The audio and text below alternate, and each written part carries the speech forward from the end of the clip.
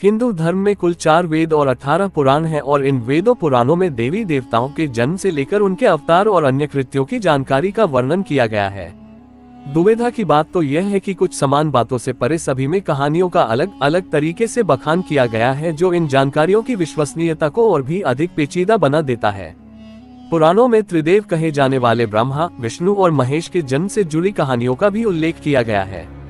जहां एक तरफ वेदों में भगवान को एक निराकार रूप का दर्जा दिया गया है, वहीं दूसरी तरफ पुराणों में त्रिदेवों के जन्म से संबंधित कहानियों के बारे में बताया गया है। आज हम बात करेंगे देवों के देव महादेव यानी शंकर भगवान की कहानी के बारे में। भोलेनाथ के जन्म से जुड़ी कई सारी कहानियां हमें पुराणों में पढ़ने को मिलती है। इन्हीं कहानियों में से हम जानेंगे कि आखिर शिव जी का जन्म कब हुआ और उनके जन्म के पीछे की वजह क्या थी। भगवान शिव का जन्म कैसे हुआ। विष्णु पुराण की कथाएं कहती हैं कि भगवान शिव का जन्म भगवान विष्णु के माथे से उत्पन्न हुए तेज से हुआ है। माथे के तेज से ही जन्म होने के कारण भगवान शंकर सदैव योग मुद्रा में रहते हैं। इतना ही नहीं, विष्णु पुराण में वर्णित भगवान शिव के जन्म की कहानी उनके बालपन का एकमात्र वर्णन है, क्योंकि और कहीं भी उनके जन्म से जुड़े साक्ष्य नहीं पाए जाते हैं। विष्णु पुराण में वर्णित भगवान शिव के जन्म की कहानी कुछ इस प्रकार है कि ब्रह्मा को एक बच्चे की जरूरत थी। अपनी इस इच्छा को पूरा करने के लिए उन्होंने कठोर तपस्या की। उनकी तपस्या के फल के तौर पर एक रोता हुआ बालक उनकी गोद में आ गया। जब ब्रह्मा जी ने इस रोते हुए बालक को देखा तो यह सवाल किया कि तुम रो क्यों रहे हो।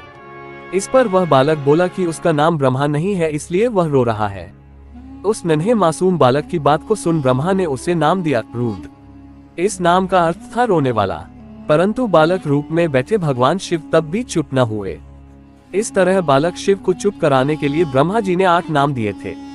वे 8 नाम हैं रुद्र, भाव, उग्र, भीम, शर्व, पशुपति, महादेव और ईशान। यही वजह है कि भगवान शिव इन सभी नामों से भी जाने जाते हैं।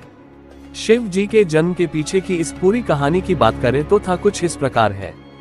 जब संपूर्ण ब्रह्मांड, धरती, आकाश और पाताल जलमग्न था, उस समय ब्रह्मा, विष्णु और महेश के अलावा कोई भी अस्तित्व में नहीं था। उस दौरान केवल भगवान विष्णु ही थे जो जल में शेषनाग पर विश्राम करते हुए नजर आ रहे थे। तभी ब्रह्मा जी भगवान शिव की नाभि से प्रकट हुए और फिर भगवान शिव की उत्पत्ति माथे के तेज से हुई। ब्रह्मा जी से शिव जी को देखा तो पहचानने से साफ इनकार कर दिया।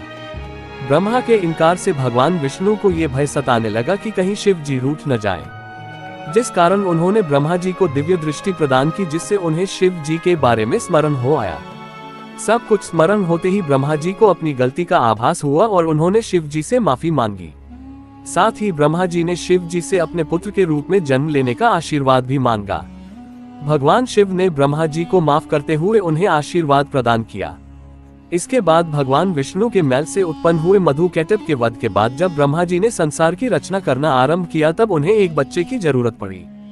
इसी समय उन्हें भगवान शिव से मिला आशीर्वाद याद आया। आशीर्वाद को पाने के लिए उन्होंने तपस्या की और फिर एक बालक उनकी गोद में प्रकट हो गया। भगवान शिव के पिता कौन है। विष्णु पुराण की माने तो शिव जी के पिता ब्रह्मा जी थे, जिन्होंने शिव जी से अपने पुत्र के रूप में जन्म लेने का आशीर्वाद मांगा था। फिर समय आने पर सृष्टि के निर्माण के समय शिव जी ने ब्रह्मा जी के पुत्र के रूप में जन्म लिया। शंकर भगवान के गुरु कौन थे। भगवान शिव स्वयं इस संसार के गुरु माने जाते हैं, जिन्होंने इस संसार में गुरु शिष्य की परंपरा का शुभारंभ किया था। हिंदू धार्मिक ग्रंथ कहते हैं कि ब्रह्मा जी और शिव जी इस संसार के सबसे पहले गुरु हैं। जहां ब्रह्मदेव ने अपने मानस पुत्रों को शिक्षा प्रदान की थी, वही भगवान शिव ने अपने 7 शिष्यों को शिक्षा प्रदान की थी। इन्हीं 7 शिष्यों को सप्तऋषियों का दर्जा दिया गया। शिव पुराण की कथा। शिव पुराण में जन्म से जुड़ा शिव का रहस्य कहता है कि भगवान शिव का आदि और अंत से कोई संबंध नहीं है। वे काल और मृत्यु के चक्र से बिल्कुल परे हैं। शिव पुराण के अनुसार भगवान शिव स्वयंभू हैं, जिनका जन्म स्वयं हुआ है। जिस प्रकार शिव स्वयंभू हैं, उसी प्रकार नर्मदा नदी से निर्मित होने वाले शिवलिंग को भी स्वयंभू माना जाना जाता है। इसके पीछे की वजह यह है कि उन शिवलिंग को कहीं से निर्मित नहीं किया गया है, वे खुद ही नर्मदा नदी से निर्मित होकर निकले हैं। नर्मदेश्वर शिवलिंग स्वयंभू होने के कारण अपने साथ कई विशेषताओं को लिए हुए है। जिस घर में भी इस स्वयंभू शिवलिंग को पूजा जाता है, वहां भगवान शिव का आशीर्वाद सदैव बना रहता है, सभी बिगड़े काम बनने लगते हैं।